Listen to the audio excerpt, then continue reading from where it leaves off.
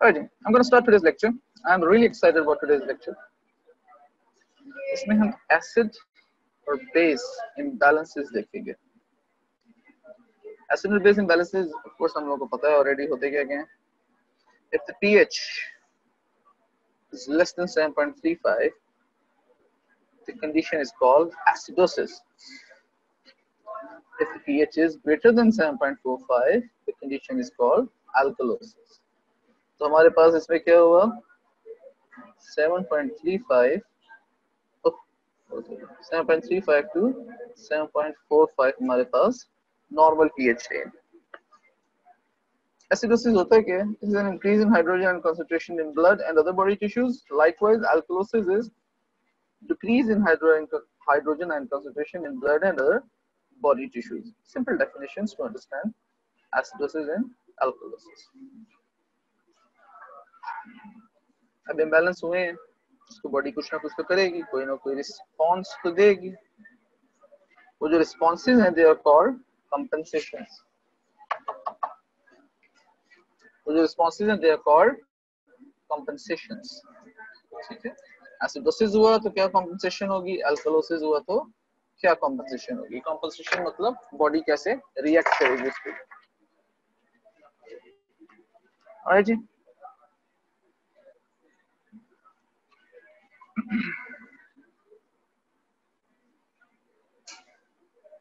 So we have two processes. One is acidosis, the other one is alkalosis. Acidosis can be further of two types. It can either be a metabolic acidosis or a respiratory acidosis. Alkalosis likewise can be of two types. That is metabolic alkalosis and respiratory alkalosis. ठीक हो गया. अच्छा, अब इसको जरा देखें. Respiratory acidosis हम नाम दे रहे हैं, तो इसका मतलब है जो प्रॉब्लम है ना वो है लंग्स में. ठीक है. और अगर हम मेटाबॉलिक एसिडोसिस नाम दे रहे हैं तो इसका मतलब है प्रॉब्लम है किडनीज में. इसी तरह यहाँ पे मेटाबॉलिक एल्कलोसिस में प्रॉब्लम कहाँ पे होगी, मेटाबॉलिक है तो किडनीज में प्रॉब्लम होगी, रेस्पिरेटरी है तो लंग्स में प्रॉब्लम. ठीक है. सबसे पहले तो इनके नाम से हमने ये डिड्यूस कर लेना है कि प्रॉब्लम है कहाँ. अगर तो मेटाबॉलिक एसिडोसिस है, प्रॉब्लम किडनी में है, तो उसकी जो कंपनसेशन होगी वो रेस्पिरेटरी होगी, यानी कि लंग्स पे होगी. अगर उसकी कंपनसेशन क्योंकि किडनी से पहले ही खराब हुई पड़ी है तो उसकी कंपनसेशन लंग्स पे होगी. ठीक है. इसी तरह मेटाबॉलिक एल्कलोसिस है, प्रॉब्लम किडनीज में, कंपनसेशन लंग्स में.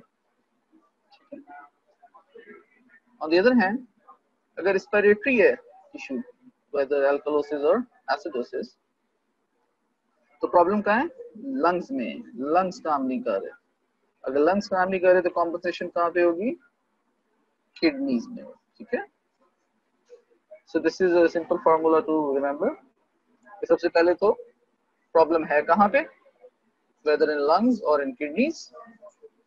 अगर किडनीज में प्रॉब्लम आ गई है तो लंग्स हल करेंगी, अगर लंग्स में प्रॉब्लम आ गई है तो किडनीज हल करेंगी. ऑलराइट जी. ठीक है. Moving on. एसिडोसिस की एक और डेफिनेशन देखते हैं. An excessively acid condition of the body fluids or tissue. तो alkalosis की क्या होगी, excessively in the body fluid. Acidosis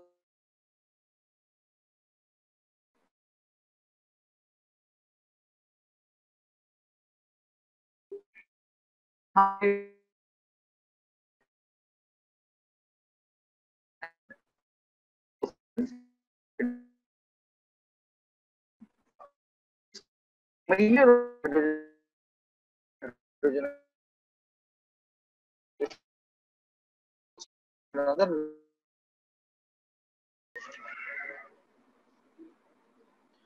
Alright, let's start this slide.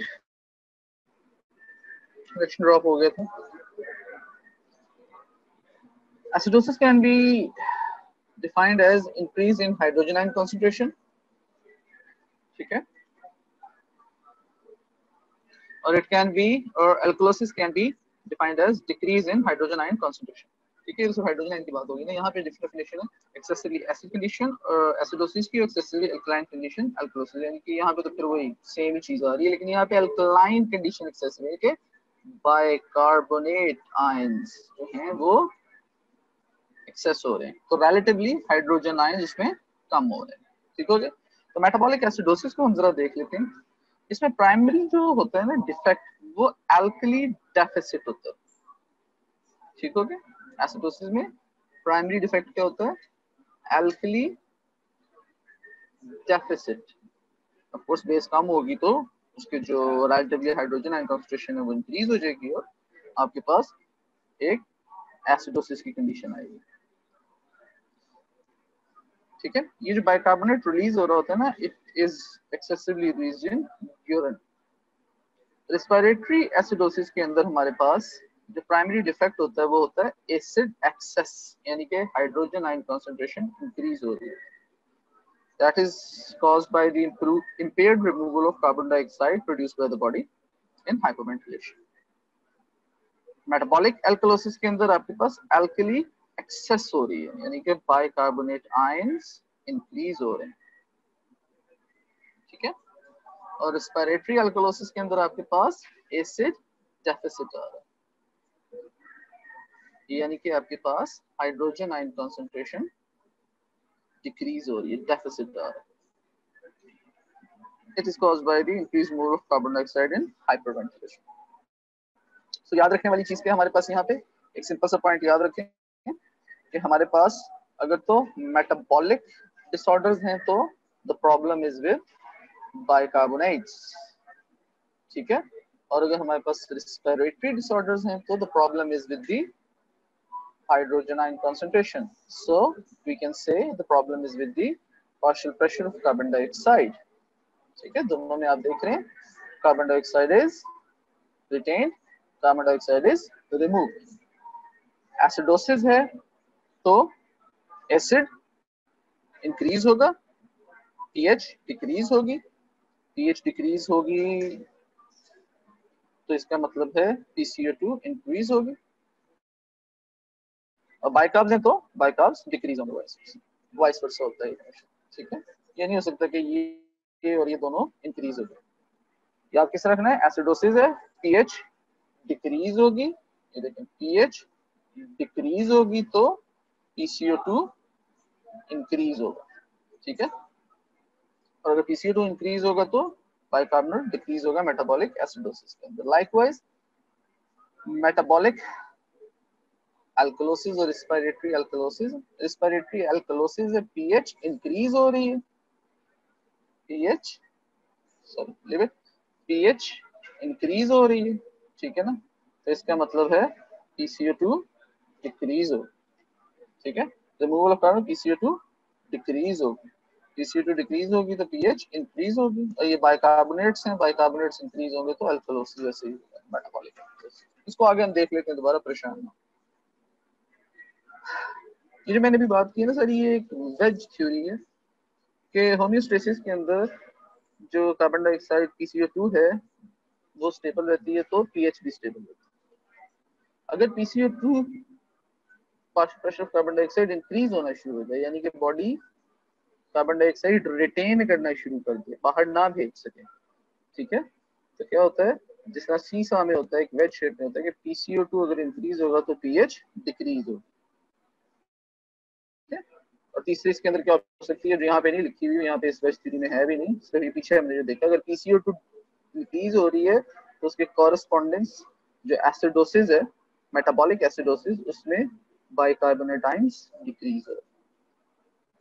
इसी तरह PCO2 फॉल्स, अगर ज्यादा कार्बन डाइऑक्साइड एक्सक्रीट हो जाती है या रिलीज हो जाती है बॉडी से, तो इसका क्या मतलब है कि PCO2 डिक्रीज हो रही है, कार्बन डाइऑक्साइड रिलीज होगी, PCO2 डिक्रीज हो रही है, एसिड कंटेंट डिक्रीज हो रहा है तो पीएच इंक्रीज हो जाएगा। दिस वुड बी योर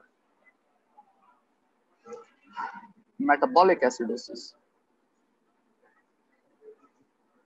ठीक है, क्योंकि मेटाबॉलिक अल्कलोसिस, क्योंकि इसमें बाइकार्बोनेट आयंस इंक्रीज हो रहे हैं। ठीक हो गया। अगेन इसमें याद रखने वाली क्या चीज है, एक सिंपल सा प्रोसेस, एक सिंपल सा मैथ। अगर PCO2 इंक्रीज हो रही है तो pH डिक्रीज होगी, ठीक है ना, वाइस वर्सा, इनवर्स रिलेशनशिप। अगर PCO2 डिक्रीज हो रही है तो pH राइज हो रही है, अल्कलाइन हो रही है, ठीक हो गया। ये pH एसिडिक हो रही है जी। आगे चलते हैं। अभी ये सब कुछ देखा, उसको एक बस टेबुलेटेड फॉर्म में लाना चाह रहा हूँ। मेटाबॉलिक एसिडोसिस है तो pH डिक्रीज होगी, ठीक है। रेस्पिरेटरी एसिडोसिस है तो pH डिक्रीज होगी। रेस्पिरेटरी एसिडोसिस है, pH डिक्रीज होगी, तो PCO2 को क्या होगा,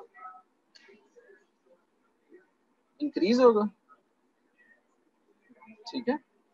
अब ये मेटाबॉलिक है, रेस्पिरेटरी था तो लंग का इशू था, ठीक है ना, रेस्पिरेटरी था तो लंग का इशू था। सो pH अगर डिक्रीज हो रही है तो ये देखें, तो PCO2 इंक्रीज हो रहा है, सही है। तो इसके ऑपोजिट क्या था हमारे पास, बाइकार्बोनेट मेटाबॉलिक एसिडोसिस में डिक्रीज होंगे तो रिलेटिव जो हाइड्रोजन आयन कंसंट्रेशन है वो इंक्रीज हो जाएगी, ठीक है। Relative hydrogen ion concentration increase हो जाएगी तो हमारे पास pH डिक्रीज करेंगे। देखते हैं अब कॉन्सेप्ट कुछ मुनासिब है कि नहीं, ये देखते हैं। मेटाबॉलिक एसिडोसिस में pH डिक्रीज हो रही है और बाइकार्बोनेट आयंस डिक्रीज हो रहे हैं। और जो हमारे पास रेस्पिरेटरी एसिडोसिस, उसमें pH डिक्रीज हो रही है और PCO2 partial pressure carbon dioxide increase हो रहा है, ठीक है। क्लियर द स्लाइड सही है, सी प्रॉपर्ली, राइट जी। ये दोनों हमारे पास सही डायग्नोज है। मेटाबॉलिक अल्कलोसिस में देखते हैं, अल्कलोसिस है तो इसका मतलब है pH इंक्रीज हो रही है। और रेस्पिरेटरी है तो इसका मतलब है लंग्स का इशू है। मेटाबॉलिक है तो इसका मतलब है किडनीज का इशू है, ठीक है। pH अगर इंक्रीज हो रही है तो इसका मतलब बेस इंक्रीज हो रही है, तो हमारे पास यहाँ पे मेटाबॉलिक है तो इस पे बाइकार्ब ही आएगा। ये लंग्स है तो इस पे पार्शियल प्रेशर ऑफ CO2 ही आएंगे। तो बाइकार्ब को देखते हैं, बाइकार्ब अगर ज्यादा होगा तो आपके पास pH ज्यादा होगी, क्योंकि relatively hydrogen ion concentration decrease हो जाए, ठीक है, ज्यादा होगी तो ऊपर। और PCO2 वाइस वर्सा इसके डिक्रीज हो गया, PCO2 डिक्रीज होगा तो pH इंक्रीज होगा, ठीक है। तो ये हमारे पास आप देख सकते हैं PCO2 डिक्रीज हो, ठीक हो गया जी। Deciding all this, diagnosing all this, we should be able to understand the compensation response of the body as well, ठीक है। देखिए, अगर बाइकार्बोनेट आयन डिक्रीज होगा तो इसका मतलब जो आपके पास रिलेटिव हाइड्रोजन आयन कंसंट्रेशन है वो इंक्रीज हो रही है। प्रॉब्लम किडनीज में हो रहा है, तो हल कौन करेगा, लंग्स, ठीक है। और लंग्स क्या करेंगी, partial pressure of carbon dioxide को इंक्रीज करेंगी ताकि एक्सेसिव हाइड्रोजन बॉडी से बाहर निकले, ठीक है। Let me repeat, bicarbonate ions कम हो रहे हैं तो हमारे पास रिलेटिव जो एसिडोसिस है उसको करेक्ट करने के लिए pH को इंक्रीज करना है, ठीक है। आपको डिफरेंट तरीके से समझा रहा हूँ with the help of diagrams, ठीक है। बाइकार्बोनेट आयंस हैं डिक्रीज हो रहे हैं, रिलेटिव आपके पास हाइड्रोजन आयन कंसंट्रेशन बढ़ती जा रही है, ठीक है। एसिडोसिस होता जा रहा है, pH को हमने जो डिक्रीज हुई थी उसे इंक्रीज की तरफ लेके जाना। तो अगर pH इंक्रीज करनी हो तो आप कार्बन डाइऑक्साइड PCO2 को डिक्रीज करते हैं, ठीक है। ब्लड में PCO2 को डिक्रीज किया जाएगा, यानी कि ज्यादा से ज्यादा ऑक्सीजन कार्बन डाइऑक्साइड बाहर की तरफ जाएगी। बाहर की तरफ जाएगी तो हाइड्रोजन आयन कॉन्सेंट्रेशन ऑलरेडी कम होना शुरू हो जाएगी। वाई, क्योंकि जो कार्बन डाइऑक्साइड है ना ये वाटर के साथ मिलकर बनाती है कार्बोनिक एसिड, ठीक है ना। और अगर ये रिएक्शन इस तरफ जाना शुरू हो जाए तो इसका मतलब है कि हाइड्रोजन आयंस कम हो रहे हैं, ठीक है। एसिड जो है वो बॉडी से क्लियर आउट हो रहा है, ठीक है ना। Acid is cleared out, so it will recover the pH towards normal. Respiratory acidosis को देख लें। एसिडोसिस में आपके पास PCO2 इंक्रीज हो रही है तो पीएच कम हो रही है, ठीक है। प्रॉब्लम लंग्स का हल किडनीज करेंगे। किडनीज कैसे हल करेंगी? ये जो पीएच डिक्रीज हो रही है उसके लिए जो hydrogen ion concentration pH decrease होने की वजह से इंक्रीज होती जा रही, सही है। उसको मैच करने के लिए क्या करेंगी ये किडनीज? बाइकार्बोनेट आयन कंसंट्रेशन को इंक्रीज करेंगे, ठीक है। The urine will be acidic, hydrogen ions will be excreted out in the urine and the pH will resume towards normal.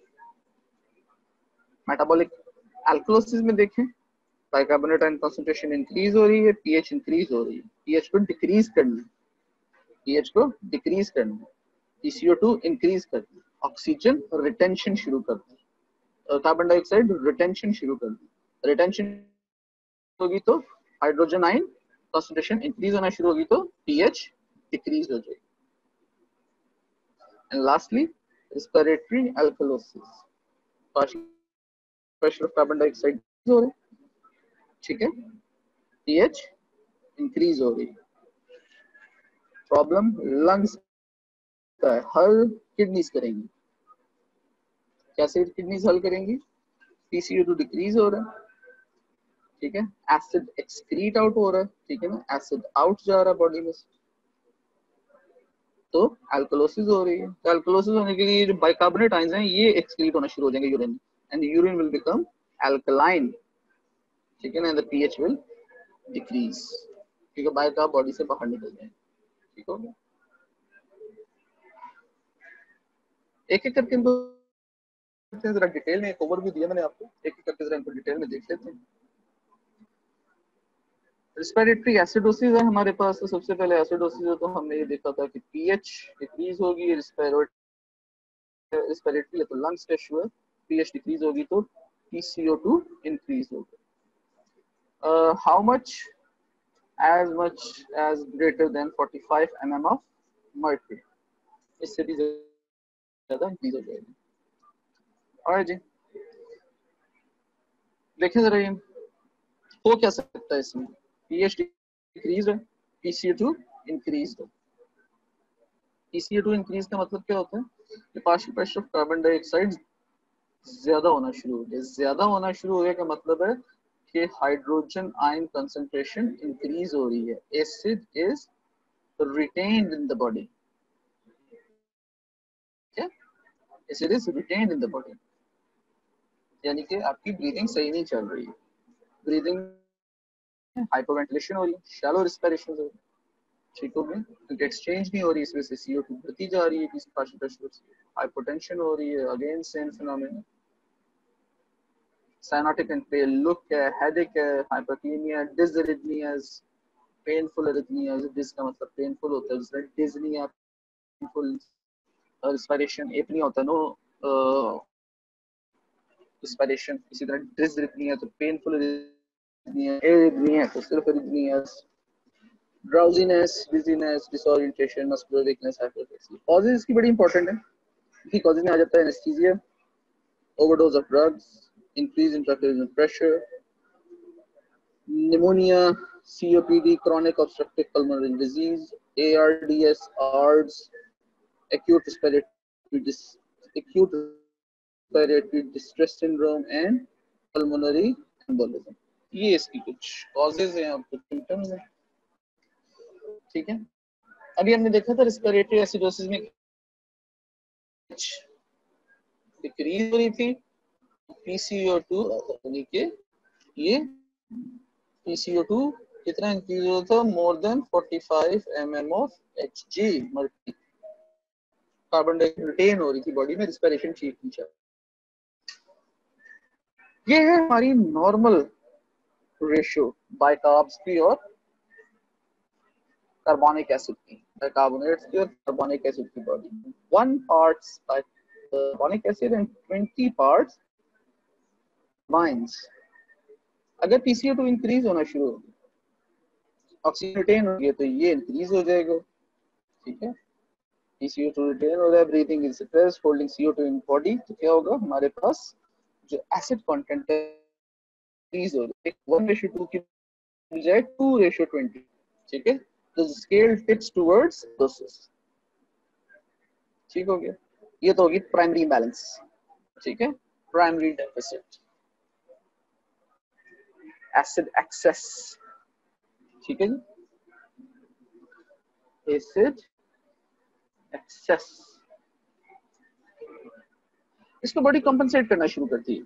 कैसे कंपनसेट करना शुरू करती है कि ये बाइकार्ब्स है ना, इनको इंक्रीज करना शुरू कर देती है टू मैच, ठीक है, so that they the scales can tip back into the balance, balance को करेक्ट किया जा सके। वो कैसे होता है, जो किडनीज है ना वो एसिडिक यूरिन एक्सक्रीट आउट करना शुरू कर देती है, हाइड्रोजन आयंस को एक्सक्रीट आउट करना शुरू कर देती है, ठीक है, और HCO3 को कंजर्व कर देती है। वो कंजर्व करके क्या करती हैं, injects it back to the system. तो आपके पास ये देख रहे हैं ये 20 था, यहाँ पे भी 20 था, तो कंपनसेशन के ऊपर ये 30 पे आ गया, ठीक है। दिस कंडीशन इज कॉल्ड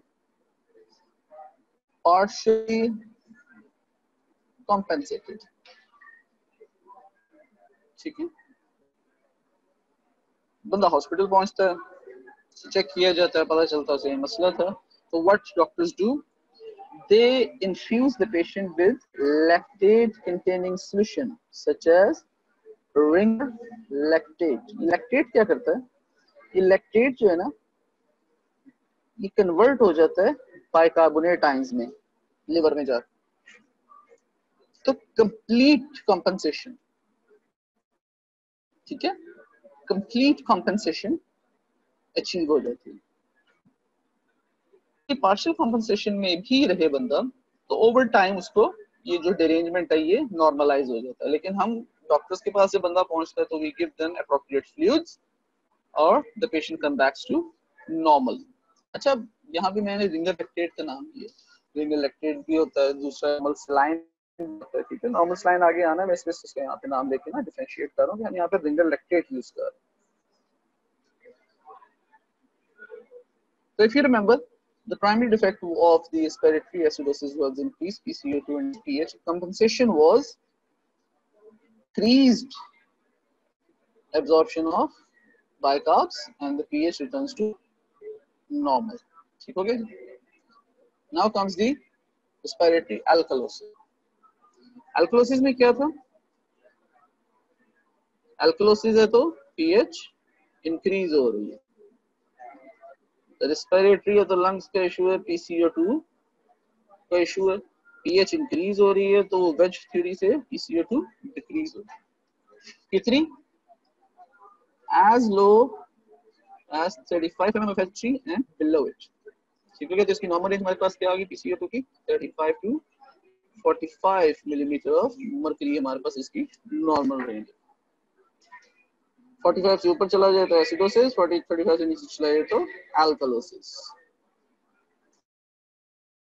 इसमें देख लेते हैं हमारे पास सीजर्स हैं, डीप रैपिड ब्रीदिंग है, ठीक है, उसमें शैलो ब्रीदिंग थी, एसिडोसिस में रैपिड ब्रीदिंग है, उसमें हाइपोवेंटिलेशन, इसमें हाइपर वेंटिलेशन है, यानी कि PCO2 बहुत कम है सिस्टम के अंदर, partial pressure of carbon dioxide excrete out हो गया, बाहर एक्सहेल आउट हो गई है एयर ज्यादा, ठीक है, उसमें ऐसा होता है।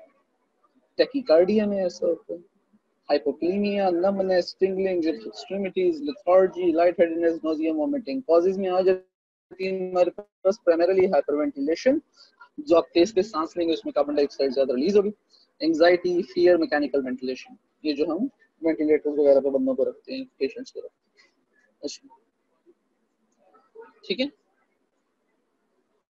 क्या देखा था हमने इसमें, अल्कलोसिस है तो पीएच इंक्रीज हो रही है, रेस्पिरेटरी इशू है तो पीएच इंक्रीज होगी तो PCO2 डिक्रीज होगा, यानी कि ज्यादा से ज्यादा कार्बन डाइऑक्साइड बॉडी से रिलीज हो चुकी है। फिर वहीं से शुरू करते हैं। हमारे पास जो नॉर्मल बैलेंस है बाइकार्बोनेट आयंस का और कार्बोनिक एसिड का 120। अब हम पीएच डिक्रीज करना चाह रहे हैं, PCO2 और पीएच इंक्रीज करना चाह रहे हैं, PCO2 डिक्रीज करके। तो इसका मतलब है कि hyper active breathing blows off carbon dioxide, blows off carbon dioxide. तो इसका मतलब है जो हमारे पास हाइड्रोजन आयन कंसंट्रेशन है वो डिक्रीज हो जाएगी। तो जो एसिड कंटेंट है वो 120 की बजाय 0.5 और 20 पे आ जाएगा, which tip the scales towards alkalosis. Bicarbs ज्यादा हो जाते हैं रिलेटिवली। ठीक हो गया जी।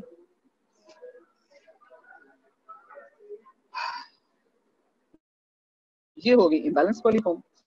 बॉडीज के बारे में कुछ करती है। बॉडी क्या करती है कि 0.5 एसिड रहेगा तो उसके रिलेटिवली अपना बाइकार्बोनेट रिलीज करना शुरू कर देती है। तो urine becomes alkaline, hydrogen ions are conserved and bicarbonate ions are released in the urine. ठीक है। ये HCO3 कहां से आता है? H2CO3 ब्रेक डाउन होता है into hydrogen ions and bicarbonate ions. ठीक हो गया। बाइकार्बोनेट सिस्टम में से निकल के यूरिन में चले जाते हैं और hydrogen ions are added to the system to tip the scales back to normal, के इसको इंक्रीज करो और इसको डिक्रीज करो। सही हो गया। तो ये अगेन पार्शियली कॉम्पेंसेटेड स्टेट है जो बॉडी करती है।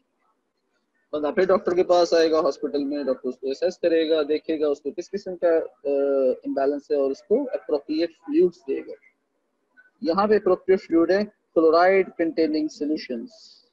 इसमें क्या होता है, जो हमारे पास नॉर्मल सेलाइन होता है NaCl 0.9। ठीक है। ये क्या करता है, ये जो क्लोराइड आयंस है ना, ये जब जाते हैं बॉडी में तो ये रिप्लेस कर देते हैं बाइकार्बोनेट आयंस। जो बाइकार्बोनेट आयंस ऑलरेडी प्रोड्यूस मौजूद होते हैं ब्लड में, ये उनको रिप्लेस करते हैं। ठीक है। रिप्लेस करते हैं, they are free to be excreted out, excrete out होते हैं और ये नॉर्मल की तरफ आ जाता है स्केल। सही। अगर इस रेशियो देख लें तो दैट इज 1:20 के बिल्कुल बराबर है 0.5 और 10। So this is how the body is in complete compensation. ठीक हो गया। Primary defect was decrease in PCO2 and increase in pH, being alkalosis and respiratory in form.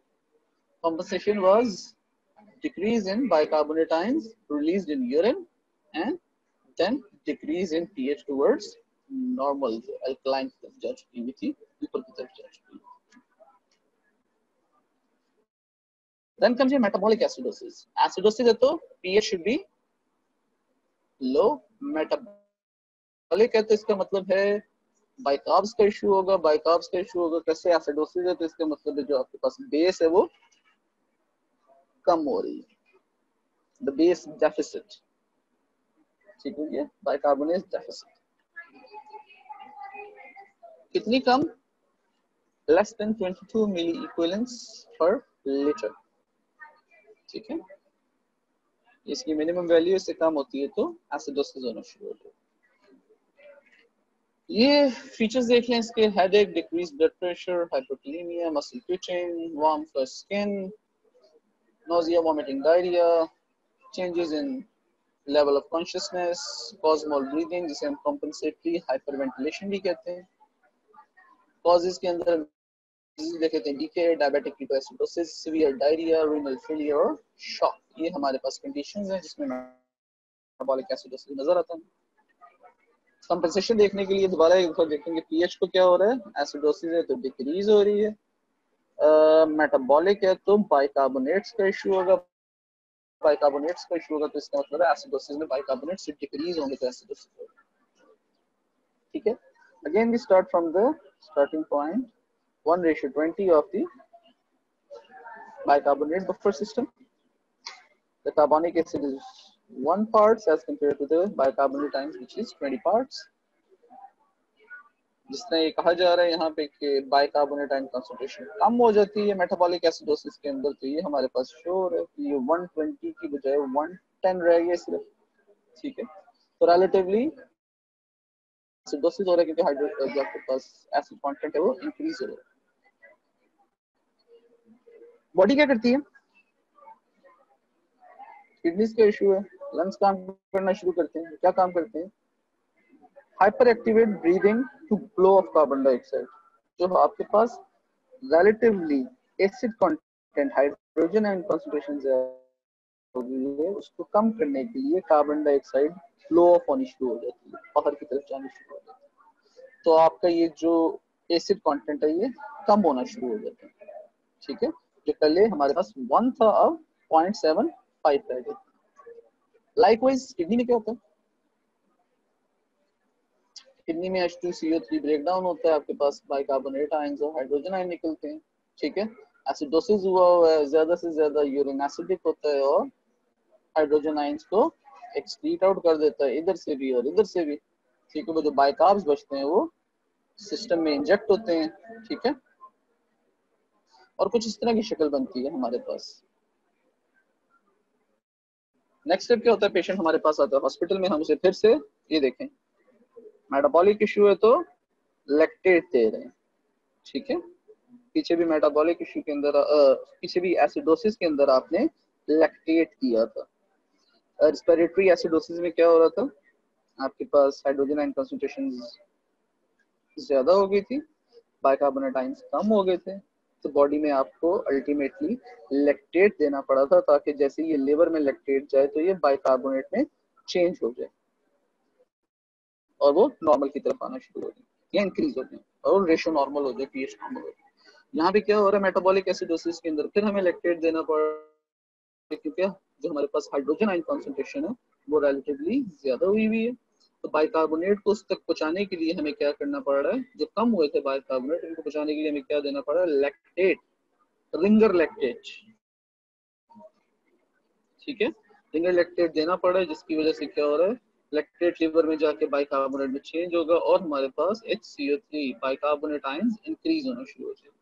That will tip the scale back in balance. See, primary defect is decrease in bicarbs, decrease in pH.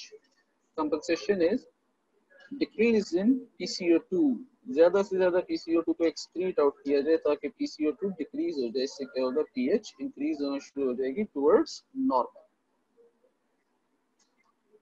Lastly metabolic alkalosis. इसमें क्या हो रहा है?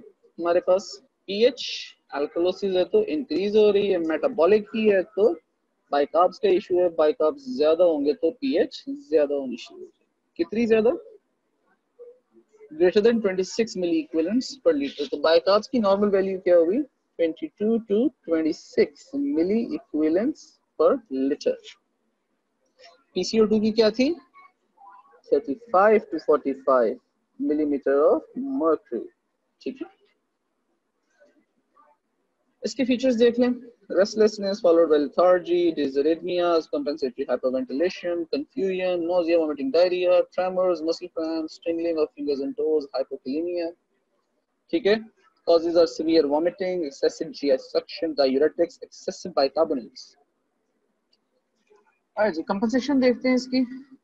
Alkalosis है तो pH increase हो रही है, मेटाबॉलिक है तो पीएच इंक्रीज हो रही है, तो इंक्लाइन चाहिए तो बाइकार्ब भी इंक्रीज हो रहे हैं up to 20 greater than 26 milli equivalent per liter। Starting point वही है हमारा आखिर तक 120। बाइकार्बोनेट्स एक्सेस में जा रहे हैं, ठीक है, डबल अप हो जाते हैं। This tip the scales towards alkalinity. ठीक है, टुवर्ड्स अल्कलाइन पीएच। बॉडी क्या करेगी?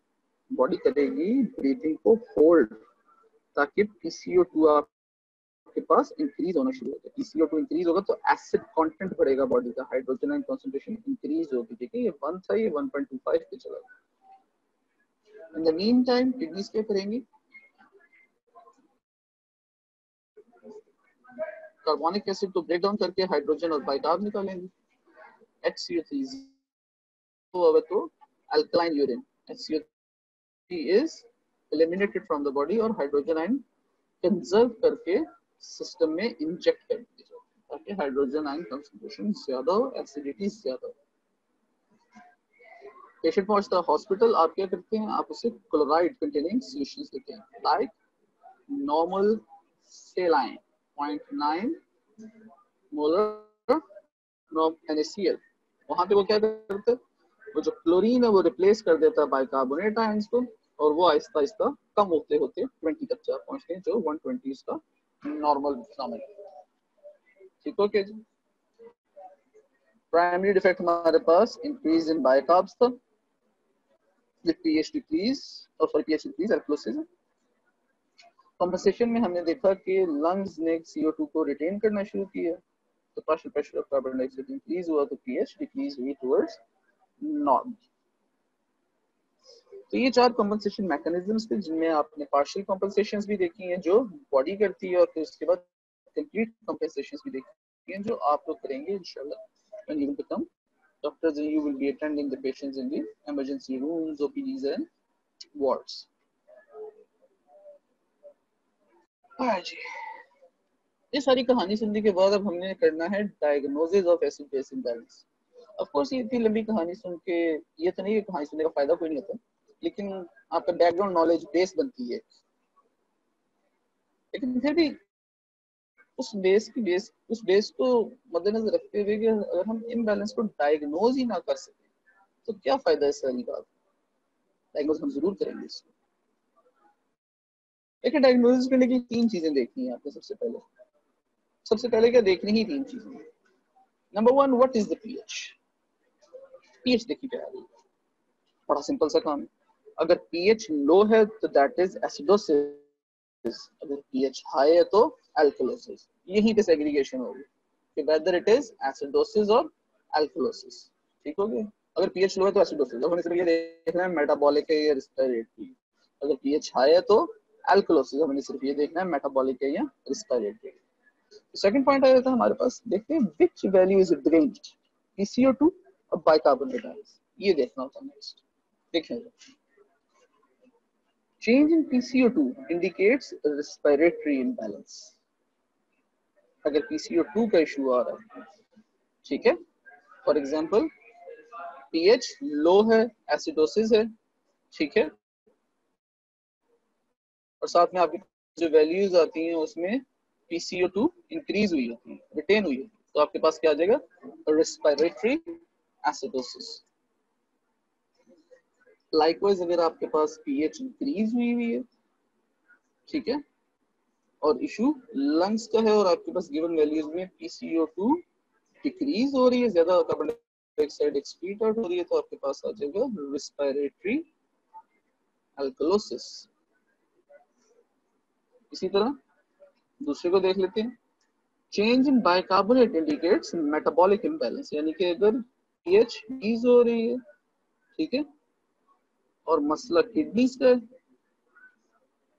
ठीक है, कार्बन डाइऑक्साइड का जो पार्शियल प्रेशर है वो यहाँ तो नॉर्मल है या नॉर्मल के आसपास है,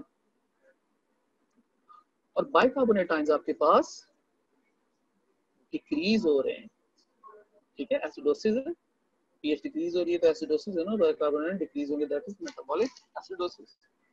मेटाबॉलिक एसिडोसिस। इसी तरह हमारे पास अगर एल्कलाइनिटी एल्कलोसिस हो रहा है, पीएच इंक्रीज हो रही, ठीक है, और जो आपके बाइकार्ब्स हैं वो भी इंक्रीज हो रहे हैं, तो that shows metabolic alkalosis. Lastly हमारे पास आ जाता है whether it's compensated or not। आप देख लें, look at the values that does not correspond to the observed pH range। अगर आप देख रहे हैं कि pH हमारे पास डिक्रीज में है, ठीक है, लेकिन PCO2 भी हमारे पास डिक्रीज में है, तो इसका मतलब कि कंपनसेशन हुई है, ठीक है, क्योंकि ये नॉर्मल फिनोमेना नहीं है। अगर pH डिक्रीज होगी तो PCO2 मस्ट इंक्रीज, वो उसका वेज फिनोमेना है ना, जो वेज पे दिखाता है। सही, कंपनसेशन इस तरह पता करें।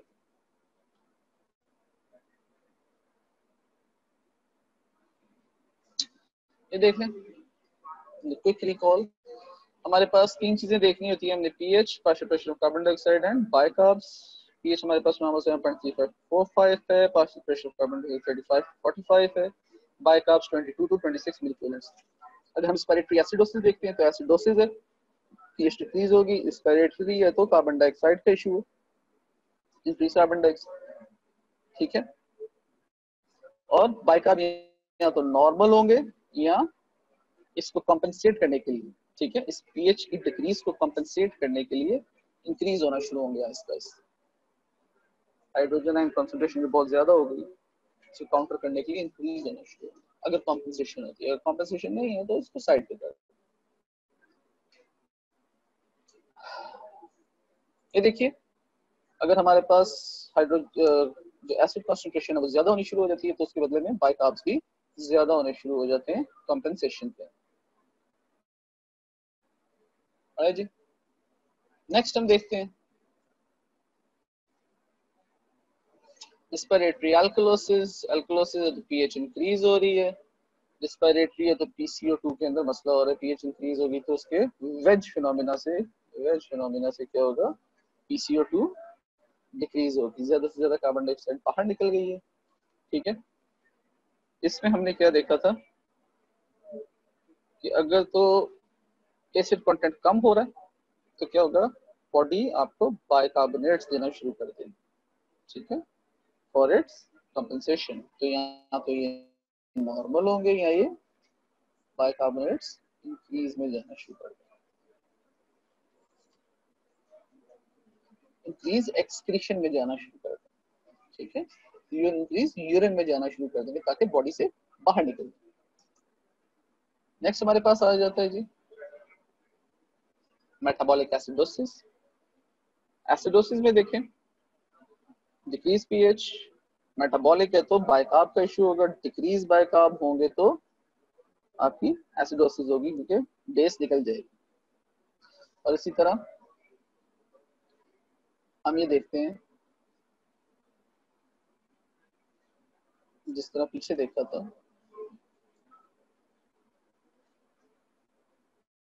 कि अगर बेस कम हो रही है तो उसके रिस्पॉन्स में, उसकी कंपनसेशन में PCO2 इंक्रीज होना शुरू हुई थी, कार्बन डाइऑक्साइड वो बंदा होल्ड करना शुरू कर देता है, अंदर ही रखना शुरू कर देता है, ब्रीदिंग स्लो हो जाती है और एसिड कंटेंट बढ़ता है कंपनसेटरी, ठीक है, ताकि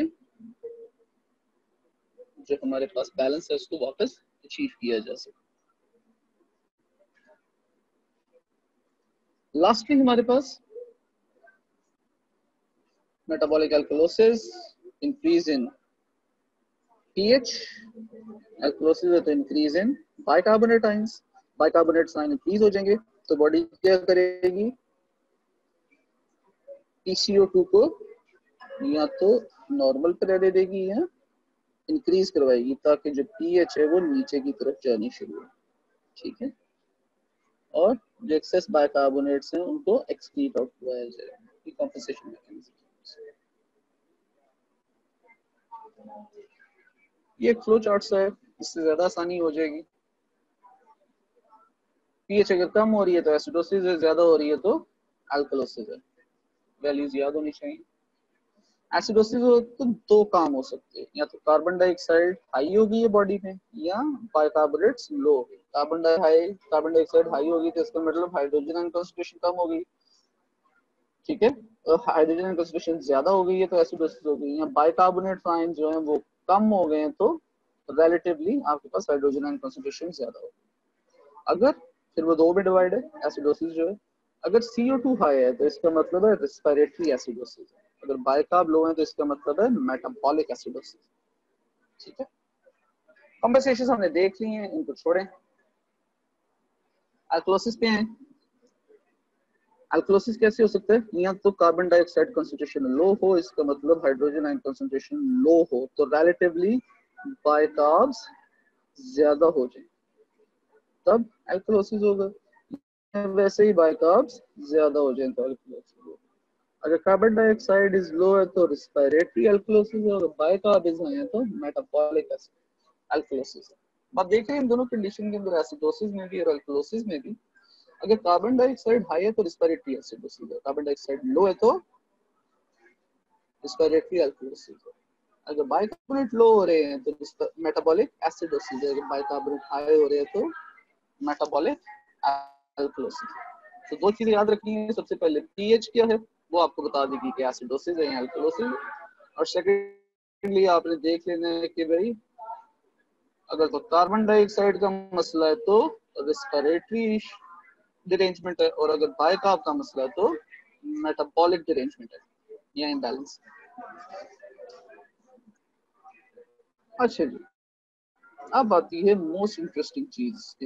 एक तो इंटरेस्टिंग चीज पीछे गुजरी जो आप लोगों ने फ्लूइड्स में, फ्लूइड्स में आप लोगों ने देखा अगर एसिडोसिस हो रहा है, हाइड्रोजन आयन कंसंट्रेशन ज्यादा हो रही है तो आपको एसिडोसिस हो रहा है और हाइड्रोजन आयन कंसंट्रेशन आपके पास ज्यादा हो रही है तो आपको लिंगर लैक्टेट देना है ताकि वो लिवर में जाके बाइकार्ब में कन्वर्ट हो सके, उसका बैलेंस अचीव करे, ठीक है। और अगर एल्कलोसिस हो रहा है तो आपको नॉर्मल सेलाइन देना है, NaCl देना, ताकि जो Cl है ये जाके रिमूव करवा दे बाइकार्बोनेट को और वो एक्सक्रीट आउट हो सके, ठीक है। जब भी हम बॉडी में एबीजीज लेते हैं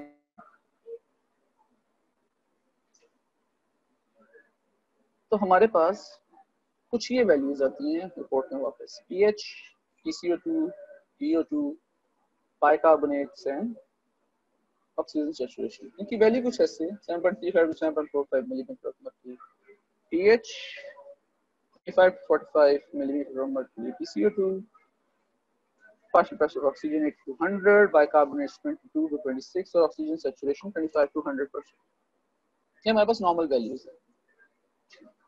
अब हम देखते हैं एक पेशेंट है, उसकी हमने एबीजीज भेजी, ठीक है, ये नॉर्मल वैल्यूज लिखेंगे सर, तो हमारे पास वैल्यूज रिसीव नहीं हो कुछ इस तरह है, ऑक्सीजन सैचुरेशन विद नॉर्मल है, PO2 विद नॉर्मल है, पीएच की रेंज है, इस तरफ है एसिडिक है तो एसिडोसिस, ठीक है। हमने एसिड बेस बैलेंस डायग्नोस करना। अब एसिडोसिस है, अगर पीएच कम है तो इसका मतलब है PCO2 को ज्यादा होना चाहिए।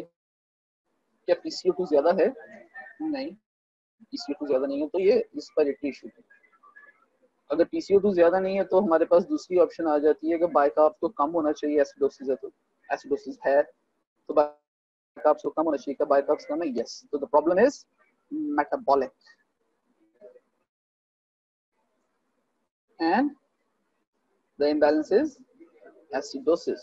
Let's see. Metabolic acidosis.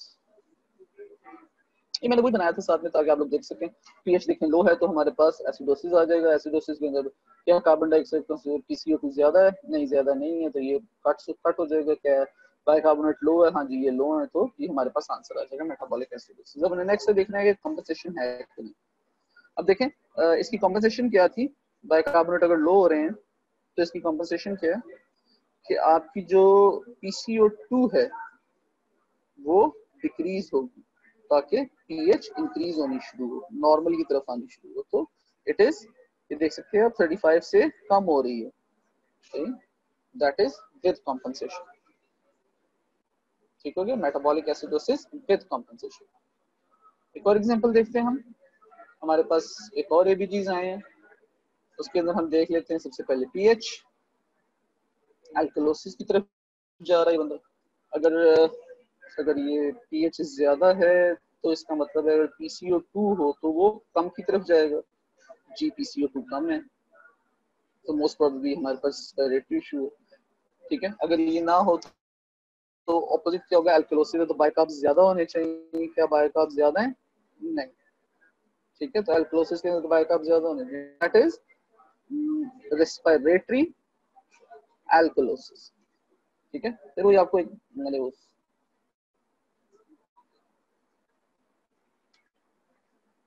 कोशिश की है कि आप लोगों को साथ में वो दिखाया जाए इसका फ्लो चार्ट। एक्स ज्यादा है तो एल्कलोसिस है, क्या PCO2 लो है? जी PCO2 लो है, तो वहीं पे आंसर आ गया। क्या बाइकार्ब ज्यादा है? नहीं, बाइकार्ब ज्यादा नहीं है, तो हमारे पास रेस्पिरेटरी एल्कलोसिस आंसर, ठीक है।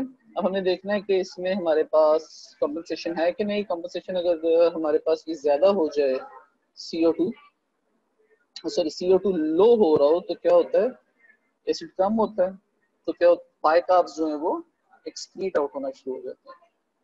तो ये हमारे पास हम देख रहे हैं ये विदाउट कॉम्पेंसेशन है, क्योंकि बाइकार्ब्स नॉर्मल रेंज में एक्सक्रीट आउट नहीं हो रहे हैं to normalize this derangement. Next example हमारे पास आ जाती है, उसमें हम देखते हैं कि एसिडोसिस है। एसिडोसिस है तो पीएच कम है तो PCO2 को ज्यादा होना चाहिए। क्या ज्यादा है?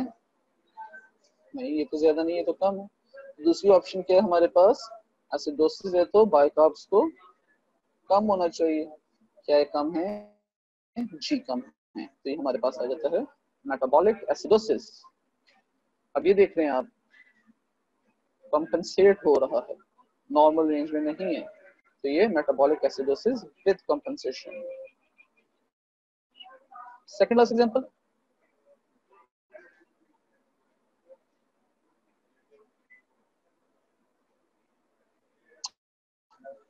पीएच डिक्रीज हो रही है तो PCO2 को इंक्रीज होना चाहिए। क्या इंक्रीज हो रहा है? वो बहुत ज्यादा इंक्रीज हो रहा है। मसला क्या है इसका? अच्छा, COPD है इसको, क्रॉनिक ऑब्स्ट्रक्टिव पल्मोनरी डिजीज। इन केसेस के अंदर ना क्रॉनिक होता है तो आहिस्ता आहिस्ता करके PCO2 बहुत ज्यादा हुई होती है, उसकी कंपनसेशन के अंदर बाइकार्ब भी काफी कम हुए होते हैं। ठीक है, क्योंकि लॉन्ग एक्टिंग काम होता है, रेगुलर चल रहा होता है ये मसला, इनको सांस को आ नहीं हो रहा था COPD वाले पेशेंट्स को, सिगरेटें फूक फूक के उन्होंने फेफड़े बंद किए होते हैं। तो ये हमारे पास आ जाएगा PCO2 का इशू ये, तो respiratory acidosis with compensation.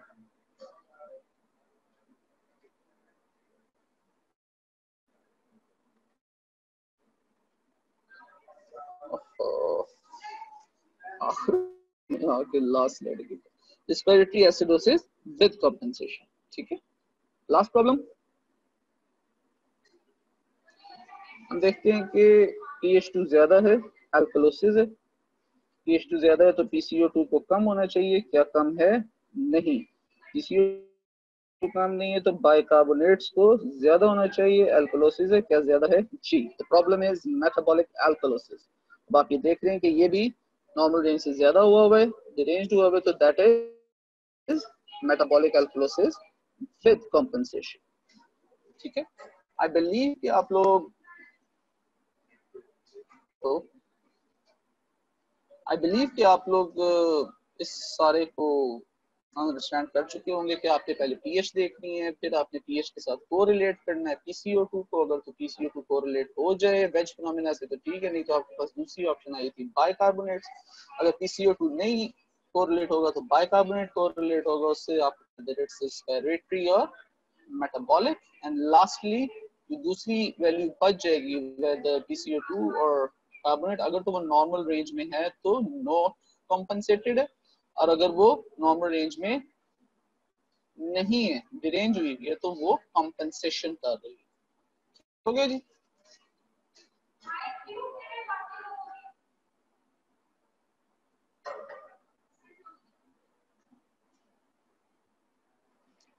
So that was metabolic acidosis with compensation. So that is it for your course of acid base regulation. Next आपको डॉक्टर द्वारा शुरू करवाएंगे। बफर सिस्टम्स हो गए हैं, लंग्स एंड किडनी की मेंटेनेंस हो गई है, एसिड बेस इम्बैलेंस के अंदर रेस्पिरेटरी एसिडोसिस अल्कलोसिस हो गई, मेटाबॉलिक एसिडोसिस मेटाबॉलिक अल्कलोसिस हो गया, and gap in interpretation of ABGs हो गए। Your resource for the chapter for this is chapter number 41. I'm going to the chat menu to have a look कि हम कहाँ पे खड़े हुए हैं, क्वेश्चंस हैं कि नहीं है। अगर नहीं है तो आई विल साइन ऑफ, क्योंकि नेक्स्ट लेक्चर आप लोगों का शुरू होना है। I'll give you a call if you have any questions. I'll just give one call today. I gave time in the start. Do you have any questions?